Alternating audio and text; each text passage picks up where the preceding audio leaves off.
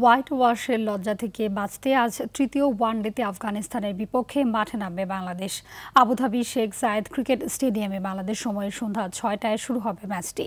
প্রথম দুই ম্যাচে ধরাশায়ী হওয়া মিরাজদের দুশ্চিন্তা ব্যাটিংয়ে। বিস্তারিত মোমসাদ্দিন নুরির আরও একটি রিপোর্টে। প্রথম ওয়ানডেতে ১৬৯ বল ডট খেলে ২২১ রান ও পরের ম্যাচে আফগানদের ১৯০ রানে গুটিয়ে দিয়ে মাত্র ১০৯ রানে অল আউট। প্রথম ম্যাচে ৫ উইকেট ও দ্বিতীয় ম্যাচে ৮১ রানের বড় হার। প্রশ্ন উঠেছে, বাংলাদেশ দল কি ওয়ানডে খেলা ভুলতে শুরু করেছে? এই প্রশ্ন খুব অমূলক বলে উড়িয়ে দেওয়ার সুযোগও যে খুব একটা নেই। বাংলাদেশের সাম্প্রতিক ওয়ানডে পরিসংখ্যান অন্তত তাই বলে। দ্বিতীয় ওয়ানডে হারের ফলে এ নিয়ে টানা ৪ সিরিজ হারার পাশাপাশি সবশেষ ১৩ ম্যাচের ১১টিতেই হারের লজ্জা সঙ্গী হয়েছে টাইগারদের। সবচেয়ে বড় শঙ্কা দেখা দিয়েছে ২০২৭ বিশ্বকাপে সরাসরি সুযোগ পাওয়া নিয়ে। ২০২৭ বিশ্বকাপে অংশ নেবে মোট ১৪টি দল।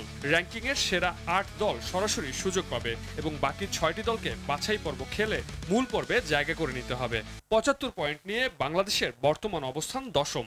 ৮৮ ও ৮০ পয়েন্ট নিয়ে যথাক্রমে ৮ম ও ৯ম স্থানে রয়েছে ইংল্যান্ড ও ওয়েস্ট ইন্ডিজ। তবে ইংল্যান্ডকে ছোঁয়া অসম্ভব হলেও সুযোগ আছে ওয়েস্ট ইন্ডিজকে টপকে সেরা ৮-এ জায়গা করে নেওয়ার।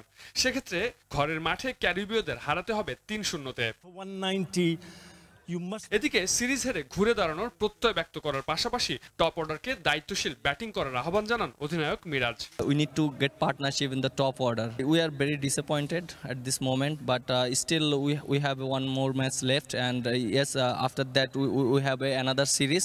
অন্যদিকে টি-20 সিরিজে হোয়াইট ওয়াশ হওয়ার পর বাংলাদেশকেও একই লজ্জা উপহার দিতে মরিয়া উজ্জীবিত জোনাথন ট্রটের শিষ্যরা। মোমসাদ্দিন নুরি, RTV।